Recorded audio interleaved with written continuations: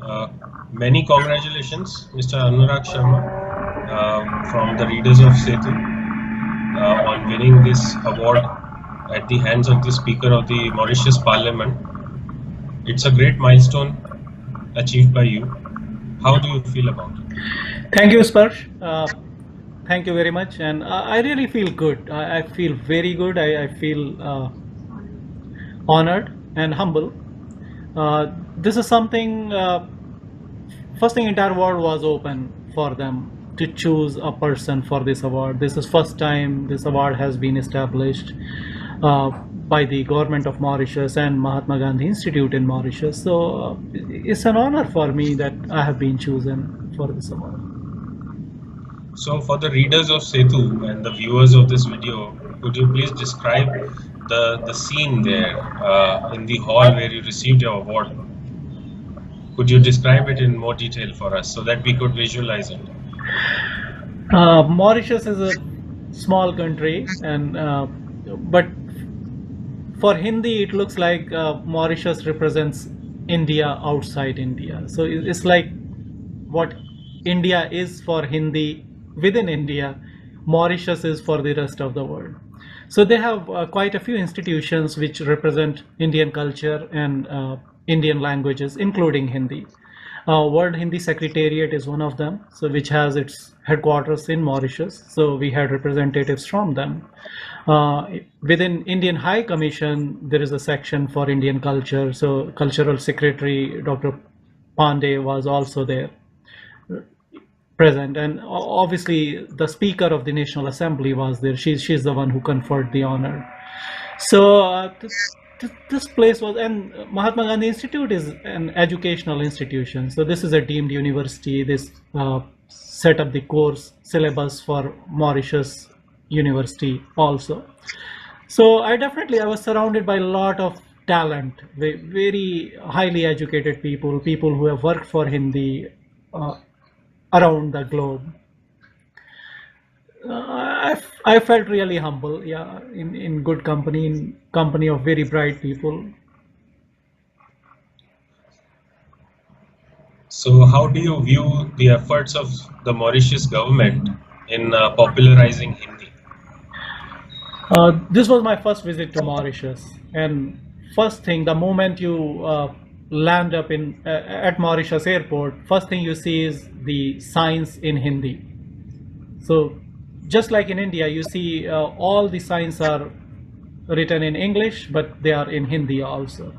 When I exchanged currency, I saw Mauritius rupee. First thing is the name itself is rupee, which is like a Sanskrit word for currency or silver.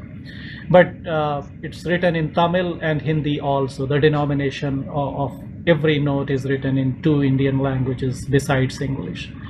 So Hindi is everywhere there in Mauritius. Not only the faculty and staff at Mahatma Gandhi Institute, they were able to communicate in Hindi. Even other people, the gardener there, the drivers, whoever was given to me, they all were able to communicate in fluent Hindi. So Mauritius is like, Hindi is part of Mauritius, and the government is they are aware of their role, and they are doing a lot of things, and a lot of institutions are involved in promotion of Hindi.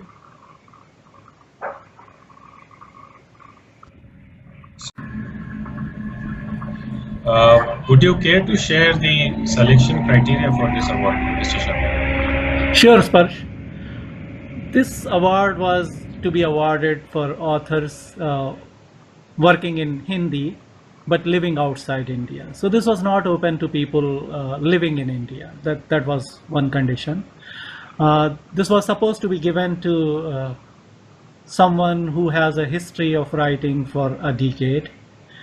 And another condition was there should have been a book published in past 1 year in either fiction or in poetry. That was another thing. This is a biennial award, which is like every 2 years one person will get it, and this was the first time when this was supposed to be given to someone.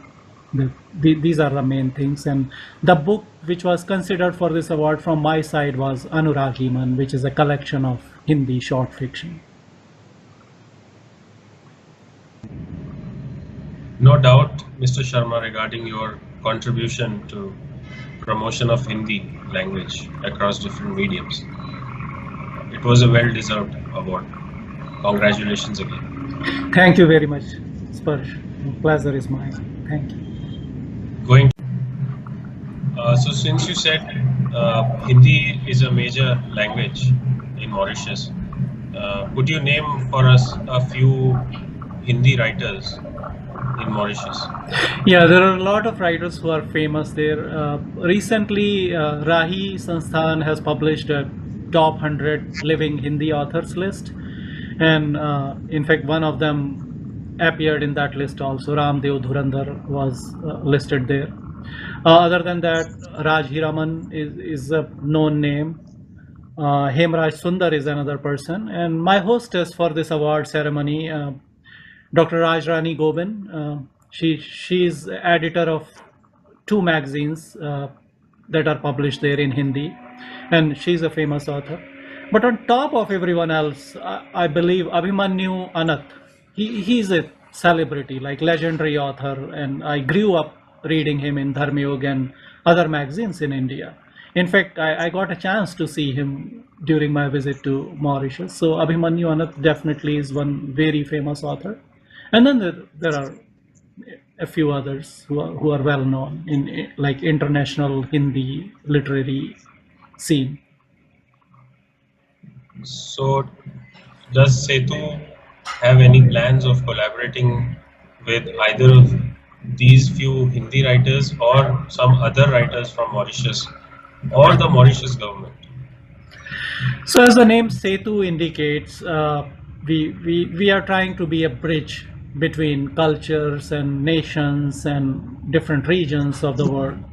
So certainly we are doing that. In fact, we had already involved a few Mauritian authors in English earlier. And we have got a few contributions in Hindi also. But this time after my visit, we have got a lot of contribution in Hindi.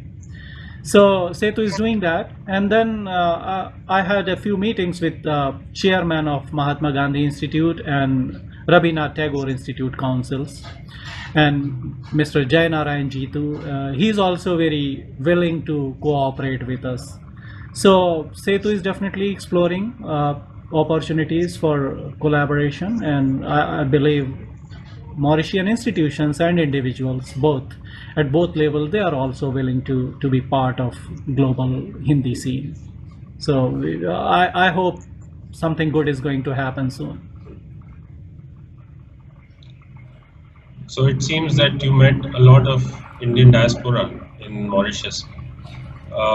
Could you share with the viewers if you felt the Indian diaspora in Mauritius was any different than, say, in the US? Certainly, there are a lot of differences. One thing is Mauritians, when they came to Mauritius, it was like a forced labor. The term was indentured labor. So this was supposed to be a 5-year contract, but truly speaking, it was not any better than slavery, or maybe slightly better than slavery. That's all. These people have kept all the records. They were brought there with false promise, and they had to work really hard. Living conditions were bad, and only positive thing was there that these people carried the spirit of India with them, so which they kept alive. So Mauritius is like keeping India alive against all adversity.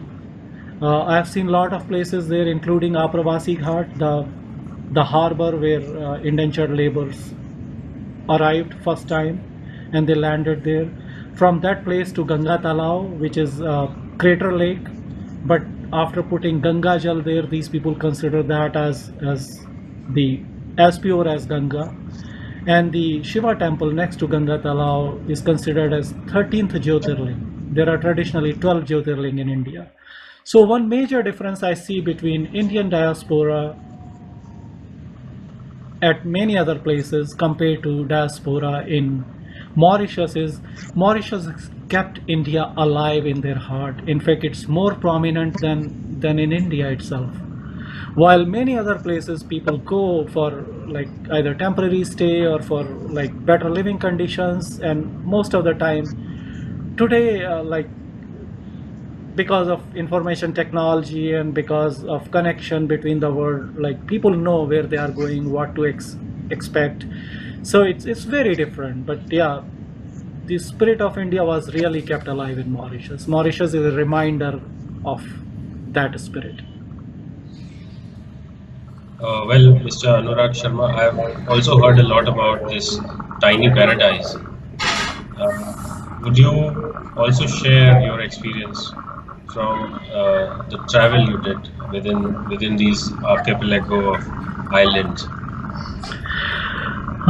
This was a wonderful experience. One thing is for me it was like homecoming. It's like I was in a foreign country, but I was still within India. It's like you're surrounded by people who understand Indian culture, who understand your background, who know who you are, and you feel comfortable with them, very comfortable, and very hospitable people. It's a tiny island. You can cover a lot of areas, and surprisingly, this small island has like there are a lot of hills, there are plains, beaches, so it's a very diverse place, and then like religious places, then places of tourist attraction.